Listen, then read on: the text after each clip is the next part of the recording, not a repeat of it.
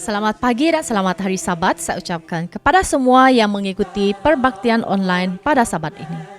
Bersama saya, Molly, dalam kuarter ke-3, Sabat ke-12 pada tahun ini, akan memimpin acara kebaktian online kita pada hari ini.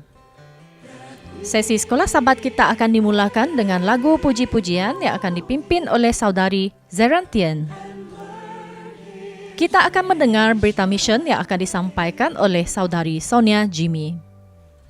Cerita kanak-kanak pada Sabat ini pula akan dikendalikan oleh Jabatan Pelayanan Kanak-kanak Mission Sarawak. Ringkasan cornerstone kita akan disampaikan oleh Pastor Bruce Bound.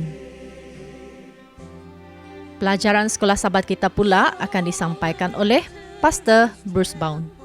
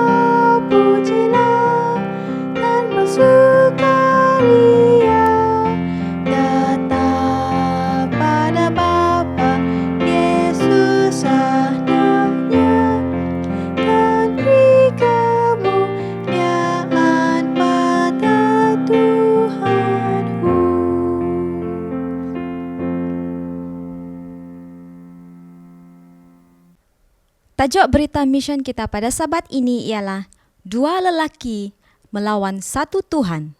Naing yang berusia 10 tahun bangun untuk pergi ke sekolah ketika di luar masih gelap. Dia berasa bimbang, sekolah membimbangkan dia setiap hari. Keluarganya baru pindah setahun yang lalu dari Myanmar ke Amerika Syarikat sebagai pelarian dan tidaklah mudah bersekolah di negara bahagian Georgia. Dia tidak fasih bertutur dalam bahasa Inggeris, dia tidak mempunyai ramai kawan. Bapanya tidak dapat pergi bersamanya kerana bekerja pada waktu malam. Ibunya terpaksa tinggal di rumah bersama adik perempuannya yang masih bayi. Naing berdoa sebelum meninggalkan rumah. Naing meletakkan beg galas hitamnya yang berat di atas bahunya dan melangkah keluar ke jalan yang gelap. Sekiranya dia mengambil jalan pintas, dia dapat tiba di sekolah hanya dalam 10 minit. Dia harus berjalan melewati beberapa bangunan pangsapuri dan melalui hutan untuk sampai ke sekolah. Ada kemungkinan dia akan bertemu dengan anak-anak sekolah di sepanjang jalan untuk menemaninya. Namun, tidak ada seorang pun yang kelihatan. Tiba-tiba, 2 orang lelaki besar muncul di hadapannya. Salah seorang daripada mereka memegang beg kain putih dan berkata, "Hei, dapatkah kamu pegang beg ini untuk kami?" Naing menganggap itu adalah soalan yang pelik. Dia berhenti dan mengambil langkah ke belakang. 2 orang lelaki itu pun berjalan beberapa langkah ke depan menuju Naing. Naing melihat sekeliling dengan risau, berharap anak-anak lain yang pergi ke sekolah mengikut jalan pintas itu. Dia tidak melihat seorang pun. "Tidak," Naing berseru sambil menggeleng kepalanya. Dia berpaling dan berlari secepat mungkin. Kedua-dua lelaki itu terkejut. Tetapi Naing tidak berhenti. Dia takut. Dia telah mendengar mengenai cerita kanak-kanak yang telah diculik dan tahu bahawa kedua-dua lelaki itu menangkapnya dengan mudah. "Tolong bantu saya," dia berdoa. "Tolong lindungi saya." Dia bertanya-tanya dalam hati adakah mereka dapat menangkapnya. Dia mahu segalanya berjalan dengan lancar bersama dengan Tuhan. Dia berhenti seketika dan tidak mendengar bunyi kedua-dua lelaki itu mengejarnya. Kemudian, dia mendengar perbualan dari kanak-kanak yang mengambil jalan pintas ke sekolah. Dia berasa lega. Dia mengikuti ketiga-tiga anak yang lebih muda itu ke sekolah. Ketika mereka melewati tempat kedua-dua lelaki itu berdiri, mereka sudah tidak kelihatan. Naing menarik lafaz lega dan berterima kasih kepada Tuhan dalam doa. 2 orang besar telah ditangani oleh Tuhan yang justru lebih besar. 10 tahun yang lalu, persembahan Sabat ke-13 sedunia telah dapat membantu kanak-kanak pelarian seperti Naing dipindahkan dari sekolah-sekolah kerajaan ke sekolah-sekolah Mission Christian Seventh-day Adventist. Sebahagian daripada persembahan Sabat ke-13 suku ketiga tahun 2021 akan digunakan untuk membantu ramai lagi kanak-kanak pelarian untuk memasuki dan bersekolah di sekolah-sekolah Mission Christian Seventh-day Adventist. Terima kasih dan selamat Hari Sabat. Tuhan memberkati.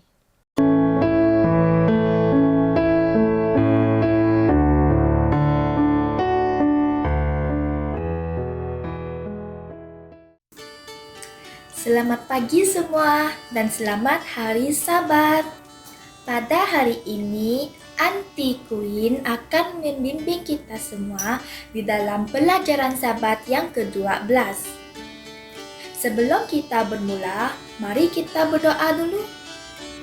Ya Allah Bapa kami yang bertakhta di kerajaan syurga, kami mengucapkan syukur dan terima kasih kerana Engkau telah memberkati kami pada 6 hari yang lalu.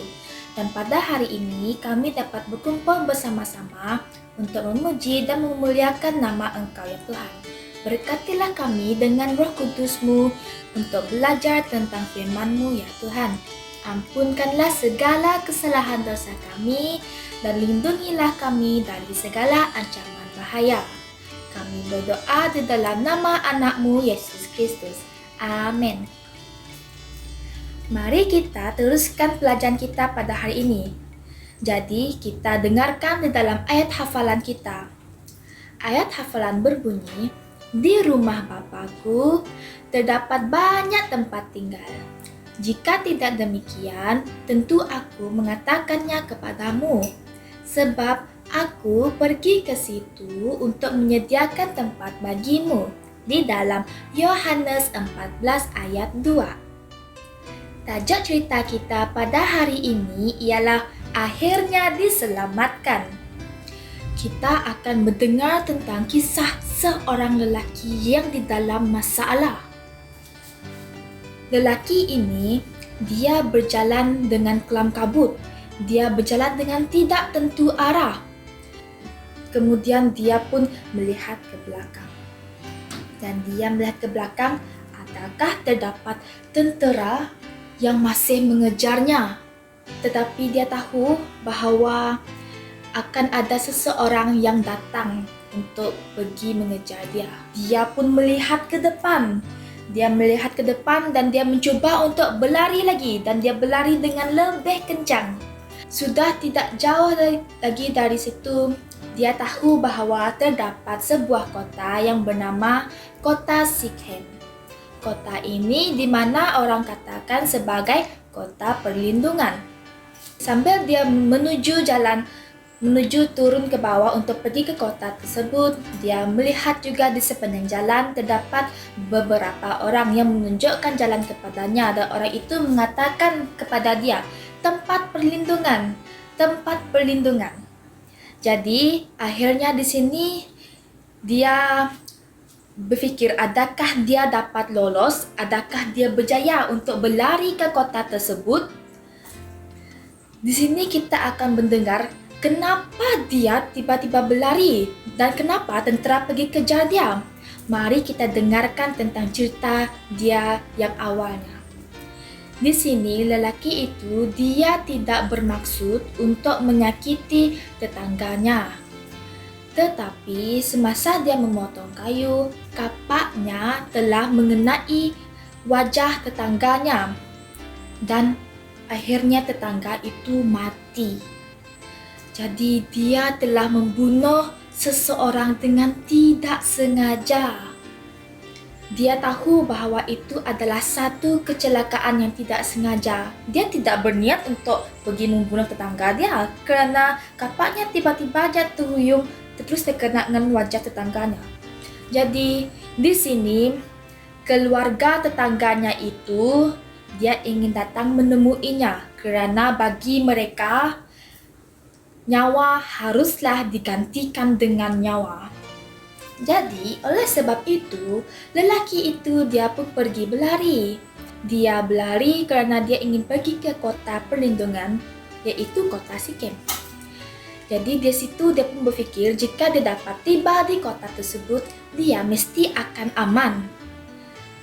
Jadi, dia ingin tiba di sana kerana dia ingin memberitahu kepada para penatua bahawa apa kejadian yang telah berlaku dan apa sebenarnya yang terjadi. Kerana dia ingin mendapatkan keadilan. Dan dia tahu bahawa di sana dia akan dijaga oleh mereka. Jadi sambil dia berlari tadi, dia melihat ke belakang lagi dan dia melihat ada seseorang yang sedang berlari di belakangnya, tidak jauh dari belakangnya, ingin mengejar dia. Dia pun memutuskan untuk berlari lagi. Dia berlari lagi dengan semakin kencang. Cepat-cepat dia berlari. Kemudian kerana dia harus tiba di kota tersebut, dia mesti lari dengan laju lagi sebelum orang pergi tangkap dia. Dengan tidak jauh dia dapat melihat gerbang kota itu. Di sana dia dapat melihat terdapat para penatua yang sedang menunggu dia. Di sini dia pun berlari dengan kencang supaya dia dapat tiba di kota itu, kerana dia harus tiba di kota Sikhem itu. Jadi di sini kita dapat melihat bahawa Allah itu baik. Kerana kota-kota perlindungan ini merupakan idea daripada Allah.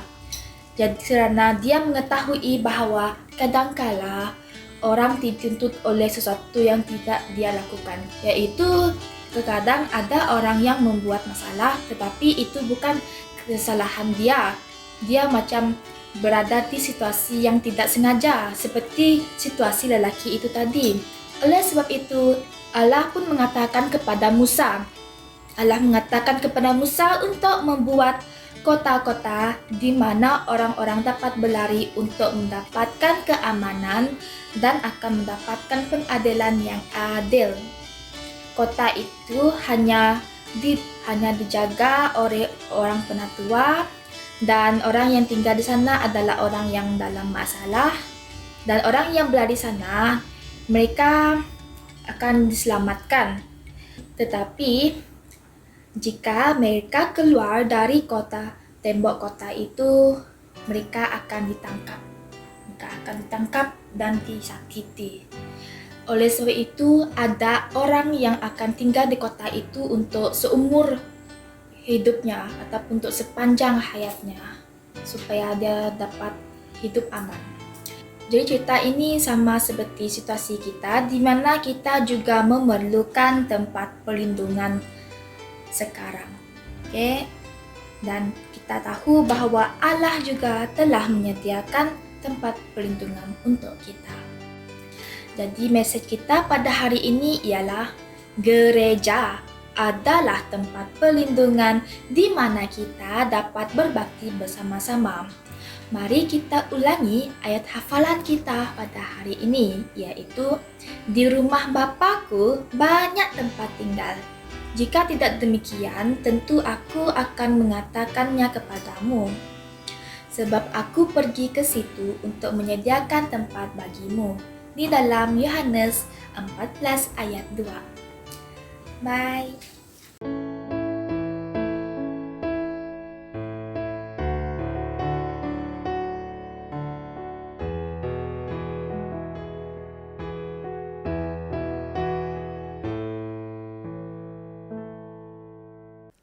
Selamat pagi dan selamat hari Sabat. Untuk ringkasan Konsisten Remaja kita pada Sabat ini, yaitu pelajaran kita pada Sabat ke-12, yaitu Buli-Buli Pualam, yaitu dari Lukas 7 ayat 37 dan 38 yang berbunyi, di kota itu ada seorang perempuan yang terkenal sebagai orang berdosa. Ketika perempuan itu mendengar bahwa Yesus sedang makan di rumah orang Farisi itu, datanglah ia membawa sebuah buli-buli pualam berisi minyak wangi. Sambil menangis, ia pergi berdiri di belakang Yesus dekat kakinya, lalu membasahi kakinya itu dengan air matanya dan menyekanya dengan rambutnya.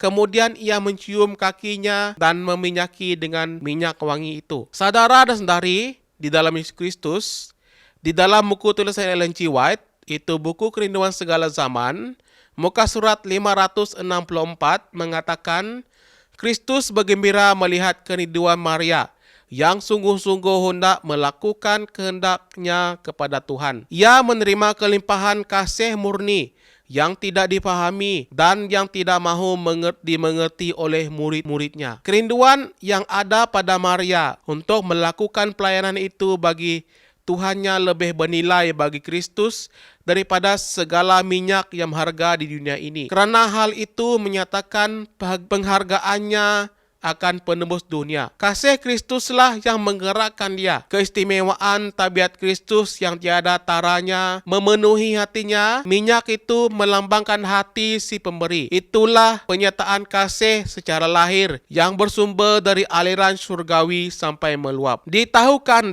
andakah anda sedar bahwa Matius dan Markus meletakkan cerita ini dalam susunan yang berbeza dengan Yohanes. Di dalam Matius dan Markus, ia berlaku sebelum perjamuan suci. Dalam Yohanes, ia berlaku sebelum perarakan Yesus masuk ke Yerusalem. Kebanyakan para pakar Alkitab percaya bahwa Yohanes menyusun peristiwa ini dengan tepat. Ingat bahwa tujuan utama para penulis Injil adalah untuk menuliskan pengajaran-pengajaran Yesus dengan tepat.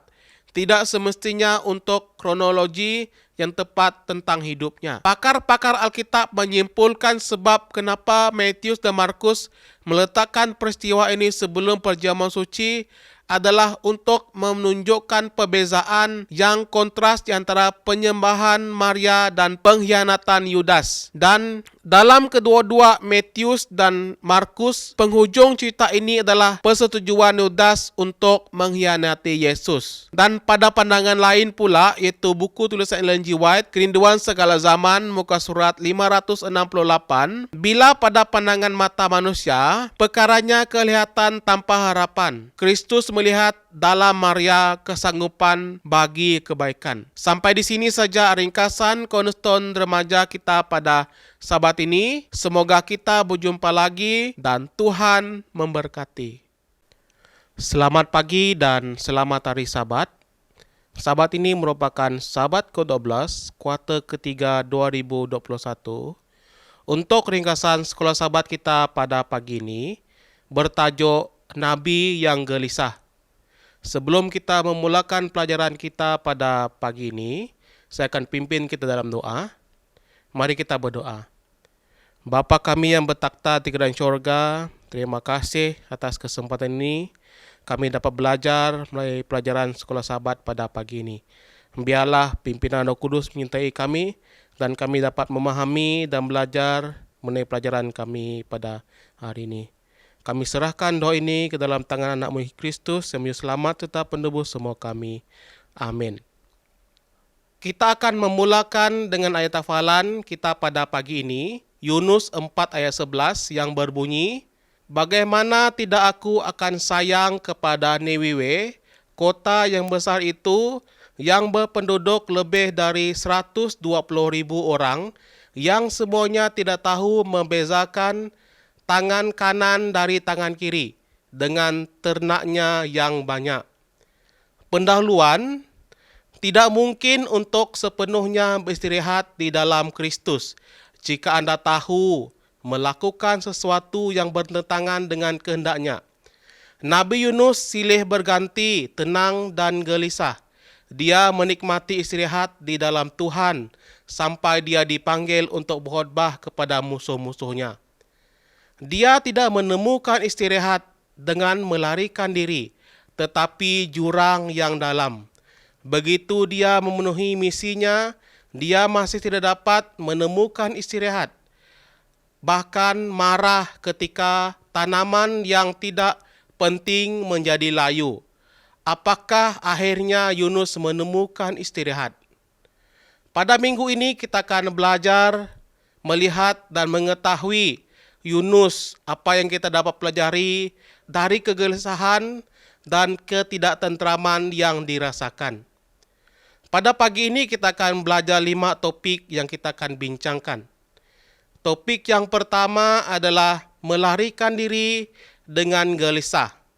Yang kedua, 3 hari rehat. Yang ketiga, memberikan istirahat. Yang keempat, tidak menemukan istirahat. Dan yang kelima adalah menemukan istirahat. Kita akan memulakan topik kita yang pertama, yaitu melarikan diri dengan gelisah. Di Yunus 1 ayat 3, tetapi Yunus bersiap untuk melarikan diri ke Tarsis, jauh dari hadapan Tuhan. Ia pergi ke Yofa dan mendapat di sana sebuah kapal yang berangkat ke Tarsis. Ia membayar biaya perjalanannya, lalu naik kapal itu untuk berlayar bersama-sama dengan mereka ke Tarsis, jauh di hadapan Tuhan.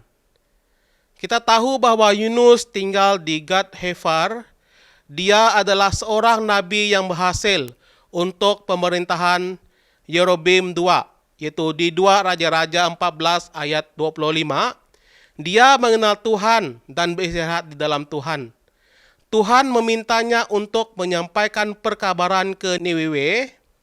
Yunus memilih untuk melarikan diri dan mencari istirahat di ruangan bawah kapal yang akan tenggelam. Kita tahu bahwa Yunus tahu tentang kekejaman orang Niniwe, suatu kota orang Asyur. Mereka telah melakukan beberapa serangan ke wilayah Israel. Tapi Yunus panik. Bagaimana dia boleh berkhotbah kepada musuh-musuhnya? Bukankah mereka akan bereaksi keras? Dan bagaimanakah jika Tuhan mengampuni orang Niniwe dan dia akan terlihat seperti nabi pembohong? Topik kita yang kedua yaitu 3 hari rehat. Di Yunus 2 ayat 2 katanya, dalam kesusahanku aku berseru kepada Tuhan dan ia menjawab aku. Dari tengah-tengah dunia orang mati aku berteriak dan kau dengarkan suaraku. Yunus beristirahat selama 3 hari di dalam perut ikan besar itu. Dia menyadari betapa dia bergantung kepada Tuhan. Kadang-kadang kita harus dibawa ke suatu tempat di mana kita tidak memiliki apa-apa, di dunia yang tidak menawarkan apa-apa untuk kita bersandar, untuk menjadi bahwa Yesuslah yang benar-benar kita perlukan. Tuhan mengirim ikan besar untuk menyelamatkan Yunus dari kematian. Akhirnya dia menemukan istirahat yang dia inginkan. Di dalam doanya mencerminkan perasaan di saat itu. Kita lihat di Yunus 2. Yunus 2 ayat 2 mengatakan, dia bersyukur kepada Tuhan karena mendengarkan tangisan kesusahannya. Itu pula di Yunus 2 ayat 3 sampai 6. Tuhan menyelamatkan hidupnya jika kematian itu sudah pasti. Ini memberikan harapan bahwa dia akan melihat bait suci lagi. Yunus 2 ayat 7, dia yakin bahwa Tuhan mendengarkan doanya di bait suci surgawinya. Dan di Yunus 2 ayat 8 dan 9, dia mengakui bahwa melakukan kehendak Tuhan adalah satu-satunya jalan yang aman. Kita pergi ke topik yang ketiga, yaitu memberikan istirahat. Yunus 3 ayat 5, orang Niniwe percaya kepada Allah, lalu mereka mengumumkan puasa dan mereka baik orang dewasa maupun anak-anak mengenakan kain kabung. Bagi orang Israel, Niniwe 663 hektar atau 1638 ekar dapat dianggap sebagai kota yang mengagumkan besarnya. Yunus 3 ayat 3. Jika dibandingkan dengan Samaria, 8 hektar ataupun 20 ekar, dan memerlukan 3 hari berjalan kaki untuk mengelilingi kota tersebut. Namun satu khotbah Yunus tentang kehancuran datang cukup menggerakkan hati orang Niniwe kepada pertobatan. Roh Kudus dengan usaha keras bekerja dalam hati orang Niniwe. Bahkan raja menutupi dirinya dengan kain kabung dan duduk di abu untuk menunjukkan pertobatannya. Di Yunus 3 ayat 9 mengatakan, siapa tahu mungkin Allah akan berbalik dan menyesal serta berpaling dari murkanya yang bernyala-nyala itu sehingga kita tidak binasa. Dan kita tahu bahwa orang Niniwe menemukan istirahat dalam belas kasihan Tuhan. Kita pergi ke topik yang berikutnya, yaitu tidak menemukan istirahat. Di Yunus 4 ayat 1, tetapi hal itu sangat mengesalkan hati Yunus, lalu marahlah ia. Yunus mengenal Tuhan dan belas kasihannya. Dia yakin Tuhan telah mengampuni Niniwe, bahkan sebelum 40 hari berakhir, yaitu di Yunus 4 ayat 2 dan 5, maka dia terlihat seperti seorang nabi palsu. Tuhan dengan sabar memperingatkan Yunus bahwa marah itu tidak benar. Yunus 4 ayat 4, kemudian dia menggunakan contoh untuk mengajarinya bagaimana kasih karunia bekerja. Tuhan memberikan Yunus tanaman yang indah sehingga dia boleh duduk di tempat yang teduh. Namun Tuhan membuatnya layu di malam hari. Yunus menjadi sangat marah sehingga dia ingin mati. Engkau sayang kepada pohon jara itu. Bagaimana tidak aku akan sayang kepada Niniwe, kota yang besar itu yang berpenduduk lebih dari 120.000 orang. Yunus 4 ayat 10 dan 11. Untuk perjalanan kita yang terakhir, yaitu menemukan istirahat. Di Yudas 21 ada mengatakan, peliharalah darimu demikian dalam kasih Allah sambil menantikan rahmat Tuhan kita, Yesus Kristus untuk hidup yang kekal. Orang Niniwe memerlukan seseorang untuk memperingatkan mereka tentang kesalahan mereka. Tuhan mengutus orang nabi yang perlu untuk mengasihi orang Niniwe. Mungkin Yunus tidak tahu bahwa dia belum siap untuk memiliki tetangga orang Niniwe di surga. Dia perlu belajar untuk mengasihi seperti Tuhan. Jika tradisinya benar, Yunus belajar dan menghabiskan sisa hidupnya untuk menjaga orang Niniwe. Di sisi lain, raja, yaitu adat Nirari 3, 810 hingga 782 sebelum Masehi, memperkenalkan monoteis ke orang Ninewe. Kasih Tuhan memang baik bagi orang Ninewe maupun di dalam hati Yunus. Untuk pena inspirasi yaitu tulisan Ellen G. White, yaitu Prophets dan Kings bab 22 muka surat 266. Dengan pekerjaan yang diberikan kepadanya, Yunus telah diberi kepercayaan untuk memikul tanggungjawab yang berat. Namun ia yang menyuruh pergi itu sanggup menolong hambanya dan mengurniakan kejayaan kepadanya. Sekiranya Nabi itu menurut dengan tidak ragu-ragu, ia mungkin akan mengalami banyak pengalaman pahit, tetapi akan mendapat berkat yang berlimpah. Namun, pada saat Yunus berputus asa, Tuhan tidak meninggalkannya. Lalu, kesulitan dan jaminan yang luar biasa. Keyakinan Nabi itu daripada Tuhan dan kuasanya yang tidak pernah terbatas untuk menyelamatkan, dihidupkan kembali. Mari kita sama berdoa. Bapa kami yang bertakhta dengan syurga, terima kasih atas kesempatan ini kami dapat belajar melalui kisah Yunus ini Tuhan.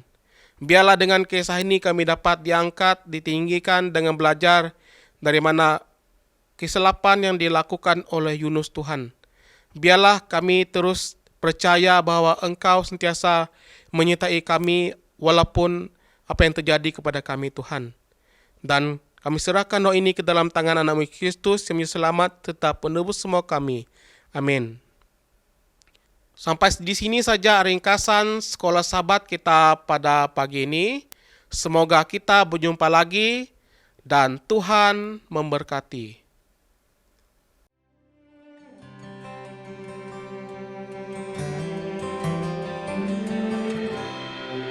Remember the Sabbath to keep it holy.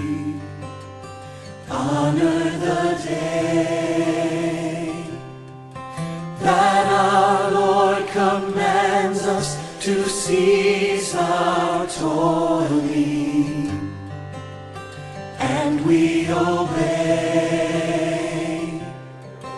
that we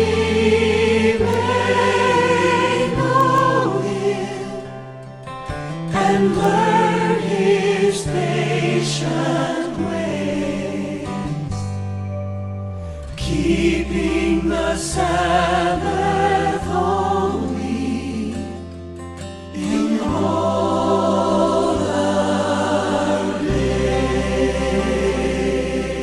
Selamat Hari Sabat serta bertemu lagi dalam sesi kebaktian kedua. Doa persembahan dan persepuluhan kita pada Sabat ini akan dilayangkan oleh Saudara Kenny Steven. Khotbah kita pada hari ini pula akan disampaikan oleh Pastor Sabat Dusit. Selamat Sabat, mari kita berdoa. Tuhan Allah Bapa, kami yang berada di kerajaan surga, pada hari ini Tuhan kami mengucap syukur dan berterima kasih, memuliakan nama Engkau sekali lagi Tuhan. Kau berkatilah pemberian dan persepuluhan kami ini supaya ia menjadi keberkatan, kebahagiaan dalam kehidupan kami, supaya juga dapat menjangkau jiwa-jiwa yang di luar sana yang diselamatkan Tuhan dalam nama-Mu.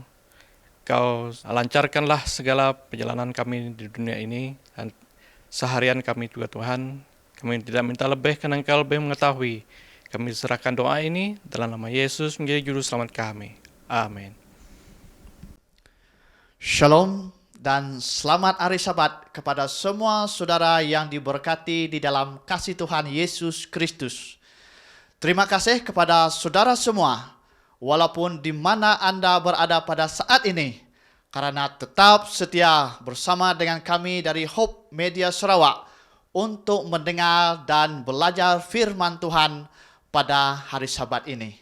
Bersama dengan saudara pada pagi ini, saya Pastor Sabat Dusit akan menyampaikan satu firman Tuhan yang sangat menarik. Jangan ketinggalan saudara dan saksikan khotbah ini sampai ke penghujung rancangan. Saudara, judul firman Tuhan yang akan saya sampaikan pada pagi ini ialah khotbah radikal Yesus Kristus. Perkataan atau firman Yesus Kristus dalam Injil Matius bab 5 ayat 1 sehingga bab 7 ayat 29 sering disebut khotbah di atas bukit. Ada seorang penulis yang mengupas ayat-ayat tersebut dan memberi judul kepada perkataan Yesus ini, yaitu pemikiran-pemikiran dari Gunung Berkat. Perkataan Yesus ini juga muncul 3 kali di Injil yang lain, meskipun tidak selengkap yang ditulis dalam Injil Matius. Kata kunci dari khotbah di atas bukit ini adalah kebenaran sejati. Ini dapat dilihat dari pernyataan keras Yesus Kristus di dalam Matius 5 ayat 20 yang berbunyi seperti ini. Jika hidup keagamaanmu tidak lebih benar daripada hidup keagamaan ahli-ahli Taurat dan orang-orang Farisi, sesungguhnya kamu tidak akan masuk ke dalam kerajaan surga. Saudara, kalau dilihat dari kronologi yang ada di Injil Matius, maka ada beberapa peristiwa yang mendahului khotbah di atas bukit. Yang pertama, Yesus dibaptiskan oleh Yohanes Pembaptis di Sungai Yordan ketika ia berusia sekitar 30 tahun. Lukas 3 ayat 23. Segera ketika Yesus keluar dari air, maka turunlah Roh Kudus seperti burung merpati mengurapinya. Jadi pada saat yang sama terdengarlah suara dari langit di mana Allah Bapa mengumumkan kepada manusia bahwa Yesus Kristus itu yang dibaptiskan itu adalah anak yang dikasihinya dan kepadanya lah ia berkenan. Matius 3 ayat 16 sehingga 17. Dalam peristiwa itu, 3 oknum kealahan turut hadir bersama-sama. Kedua, Yesus menghadapi 3 pencobaan yang dilancarkan oleh setan. Ada 2 hal yang menarik berkaitan dengan pencobaan-pencobaan tersebut. Pertama, 2 pencobaan pertama dikaitkan dengan mempertanyakan atau meragukan status Yesus Kristus sebagai anak Allah. Setan berkata, jika engkau anak Allah, maka lakukan ini dan itu. Kita boleh lihat di dalam Matius 4 ayat 3 dan ayat 6. Artinya, setan mahu Yesus membuktikan kepada dirinya secara fisik apakah ia benar-benar anak Allah yang ia kenal dahulu di surga. Namun, Yesus menolak permintaan setan karena Yesus tidak perlu membuktikan secara fisik kepada setan bahwa dia adalah anak Allah dengan mengikuti apa yang setan inginkan. Hal yang kedua yang menarik dari ketiga pencobaan ini adalah bahwa ketiga pencobaan ini mirip dengan pencobaan yang setan berikan kepada Hawa di Taman Eden dahulu. Percobaan kepada Yesus Kristus yang pertama berkaitan dengan keinginan jasmani, yaitu mengubah batu menjadi roti untuk memenuhi rasa laparnya. Percobaan kedua menyangkut iman atau keyakinan Yesus Kristus kepada firman Allah dan janjinya. Sementara pencobaan yang ketiga menyangkut kekuasaan, di mana Yesus Kristus diminta oleh setan untuk menyembahnya agar Yesus memiliki seluruh bumi. Yesus menang mengalahkan 3 pencobaan tersebut karena ia mengandalkan, menggunakan dan bergantung pada firman Tuhan sebagai senjatanya melawan kuasa setan. Hasilnya setan kalah dan undur darinya. Matius 4 ayat 1 sehingga 11.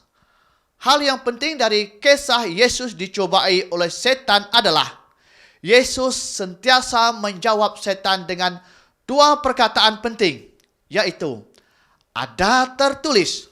Kita boleh lihat dalam Matius 4 ayat 4, ayat 7 dan ayat 10. Artinya, Yesus meyakini sepenuhnya apa yang tertulis di dalam Alkitab, bahwa firman Allah itu berkuasa dan Dia gunakan itu untuk melawan serangan setan. Ketiga, Yesus memulai pelayanannya di daerah Galilea, tepatnya di Kapernaum di daerah Zabulon dan Naftali. Ini sebagai penggenapan nubuatan Nabi Yesaya bahwa kedua daerah ini, Zabulon dan Naftali, yang sementara berada di dalam kegelapan, kini telah melihat terang itu. Yesaya 8 ayat 23 sehingga Yesaya 9 ayat 1. Maka sejak saat itu ketika berumur 30 tahun, Yesus memulakan pekerjaan pelayanan dan misinya serta berkhotbah tentang bertobatlah sebab kerajaan surga sudah dekat. Matius 4 ayat 17. Yang keempat, saudara, Yesus memanggil murid-muridnya yang pertama yang dia persiapkan untuk menemani pelayanannya selama dia berada di bumi dan yang akan meneruskan pelayanannya kelak setelah dia naik ke surga. Adapun keempat murid-muridnya yang pertama adalah Petrus, Andreas, Yakobus dan Yohanes. Dan yang terakhir, Yesus mulai mengajar di rumah ibadat dan memberitakan Injil Kerajaan Allah serta menyembuhkan segala macam penyakit. Matius 4 ayat 23 sehingga 25. Jadi oleh kerana pekerjaan dan pelayanan Yesus ini, maka kabar tentangnya dan apa yang dia telah lakukan tersebar di seluruh Syria. Banyak orang datang membawa keluarga, membawa sahabat dan teman-teman mereka yang sakit untuk disembuhkan oleh Yesus itu. Hasilnya banyak orang dari berbagai tempat mengikuti Yesus kemanapun dia pergi. Jadi bila dilihat secara lebih mendalam, lebih terperinci lagi saudara, ada beberapa hal yang perlu mendapat perhatian dalam keseluruhan khotbah di atas bukit ini. Yang pertama ialah para pendengar. Menurut Injil Matius 5 ayat 1 dan 2, mengatakan ada dua kelompok pendengar yang hadir pada saat itu. Kelompok pendengar pertama ialah orang banyak. Siapa mereka? Matius 4 ayat 25 mengatakan. Dikatakan bahawa kelompok ini adalah orang-orang yang sudah mengikuti Yesus. Ini juga didukung oleh di dalam Matius 7 ayat 28. Bahwa banyak orang itu takjub mendengar pengajaran dari Yesus Kristus. Kelompok pendengar yang kedua adalah murid-muridnya. Siapa mereka ini? Kalau mengikuti catatan yang ada ditulis buku Matius, maka baru ada 4 orang yang Yesus panggil menjadi murid-muridnya. Kita lihat dalam Matius 4 ayat 18 sehingga 21. Nanti di Matius 10 ayat 1 sehingga 4, barulah Yesus memanggil yang lain sehingga jumlah murid Yesus genap menjadi 12 orang. Sementara menurut Injil Lukas, setelah Yesus memanggil ke-12 muridnya, maka selepas itu barulah dia menyampaikan khotbah di atas bukit. Lukas 6 ayat 12 sehingga 20. Baik saudara, kalau melihat kedua catatan yang diberikan baik oleh Matius ataupun Lukas, maka dapat disimpulkan bahawa Yesus terlebih dahulu memanggil ke-12 muridnya dan setelah itu barulah dia menyampaikan khotbahnya itu. Mengapa? Mengapa saudara? Tujuan Yesus datang ke dunia ini adalah untuk membangunkan kerajaan kasih karunia. Saudaraku yang diberkati, langkah pertama yang Yesus harus ambil adalah menunjukkan 12 pengikut atau murid yang akan selalu menyertainya, belajar darinya, diajar olehnya, dan yang akan menjadi dutanya dalam memberitakan Injil Kerajaan Kasih Karunia tersebut kepada orang banyak. Markus 3 ayat 14. Ke-12 murid yang akan menjadi juru kabar atau duta-duta kerajaan kasih karunia ini haruslah terlebih dahulu mendapat penjelasan tentang beberapa hal penting, yaitu yang pertama, apa itu kerajaan kasih karunia? Kedua, undang-undang kerajaan kasih karunia. Ketiga, syarat-syarat untuk masuk ke dalam kerajaan kasih karunia. Dan yang keempat ialah hal-hal lain yang berkaitan dengan kerajaan kasih karunia. Inilah yang disebut dengan satu proses pemuritan atau perlatihan.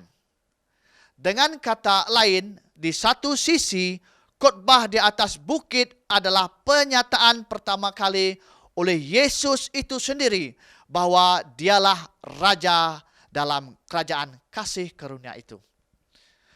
Di sisi yang lain adalah pengumuman pertama kalinya tentang undang-undang kerajaan kasih karunia itu sendiri. Maka kalau ada 4 orang murid sahaja yang mendengar khotbah di atas bukit ini seperti yang dicatatkan oleh Matius, maka ke-8 murid yang lain tidak akan pernah mendengar khotbah ini secara langsung dari Yesus Kristus, Sang Raja kerajaan kasih karunia itu.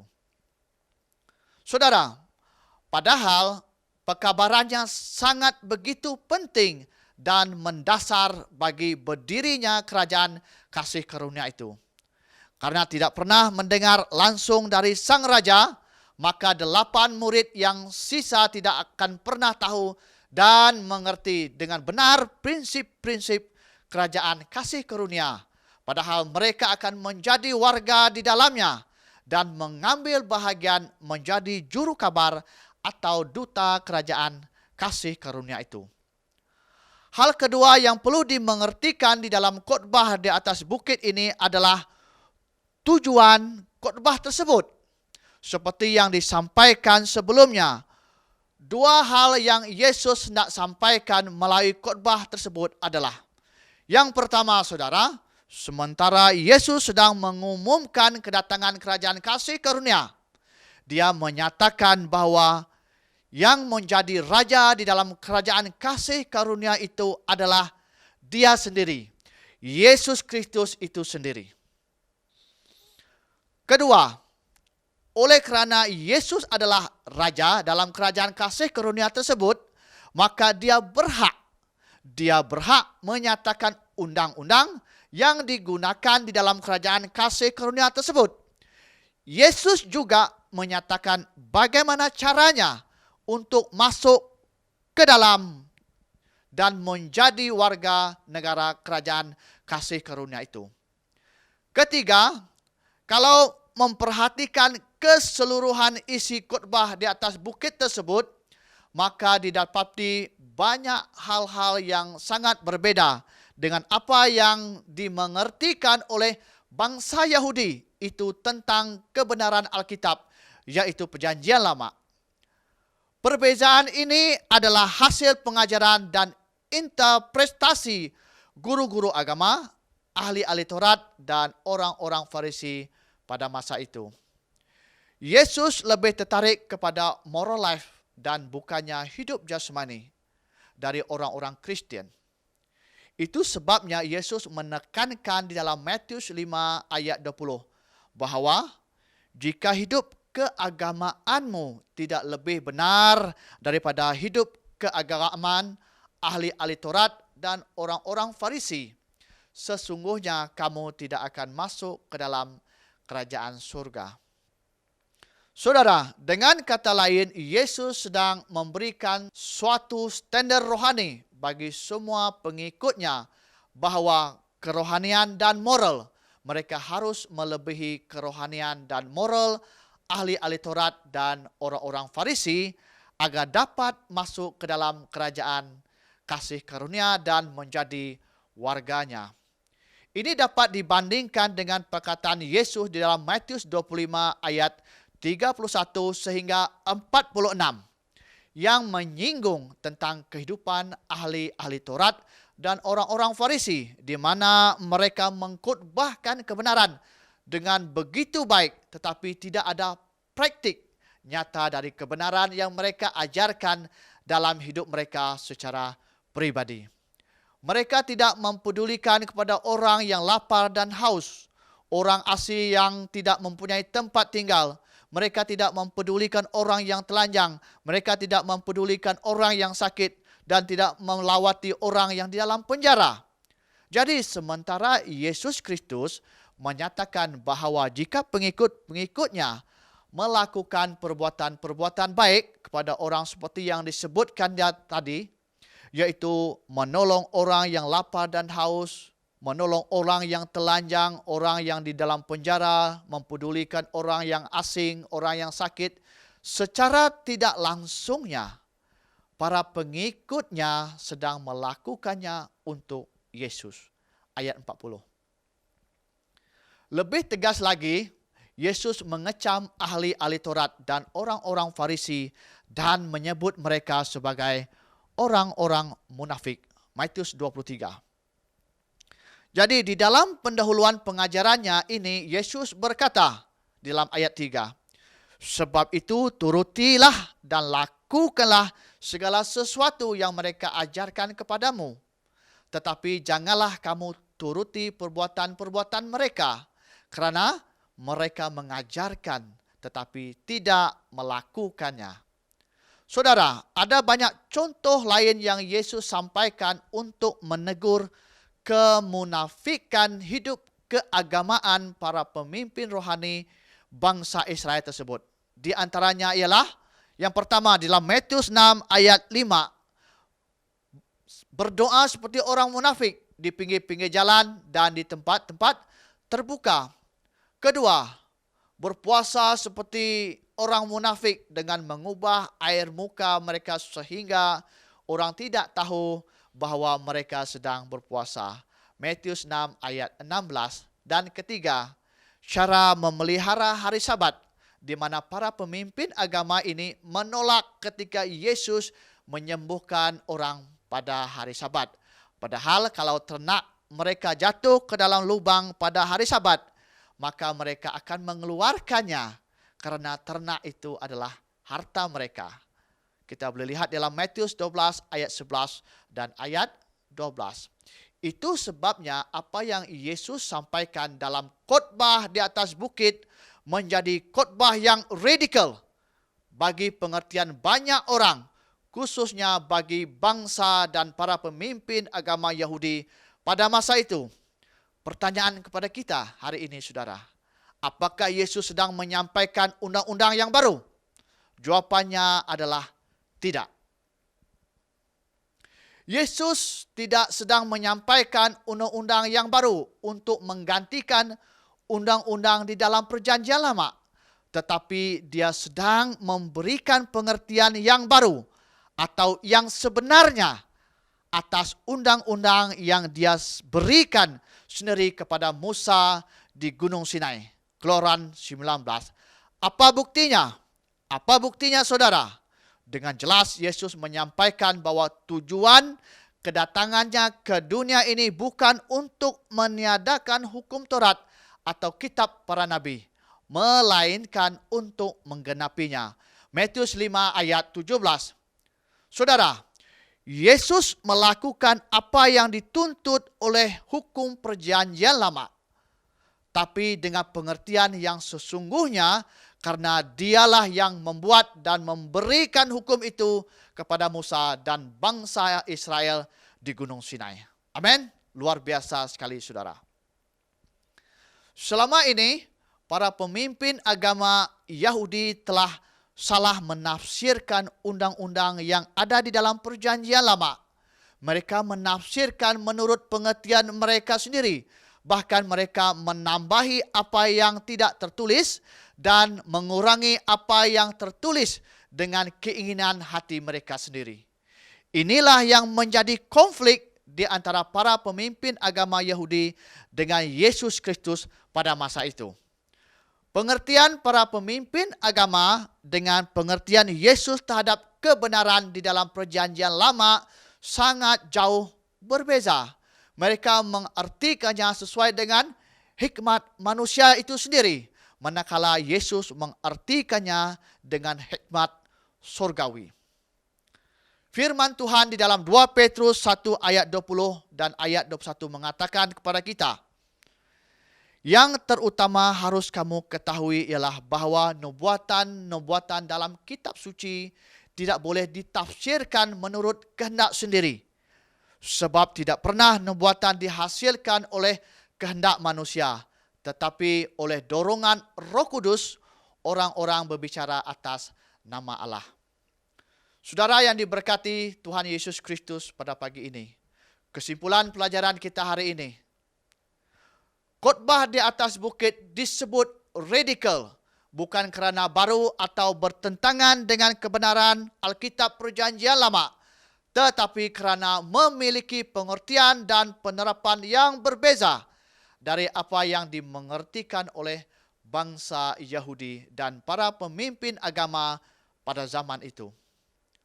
Hukum yang disampaikan oleh Yesus Kristus adalah hukum yang sama, yaitu hukum Perjanjian Lama yang Allah telah berikan kepada Musa di Gunung Sinai. Namun sekarang disampaikan dalam pengertian ilahi, bukan manusia. Umat Tuhan sangatlah perlu untuk mengulangi lebih sering khotbah di atas bukit ini bila mereka rindu untuk masuk dan menjadi warga di dalam kerajaan kasih karunia, baik secara rohani maupun secara fisik nanti bila Yesus datang kembali. Khotbah di atas bukit ini adalah kebenaran Tuhan yang disampaikan dengan pengertian dan penerapan yang benar oleh si pemberi hukum itu sendiri, yaitu Yesus Kristus Tuhan kita. Amin. Selamat hari Sabat.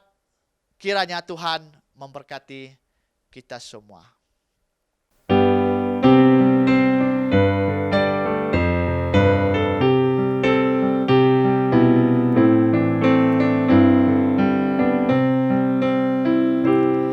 Tuhan jadi pemimpinku, syukur ku berikan padanya. Di mana aku berjalan,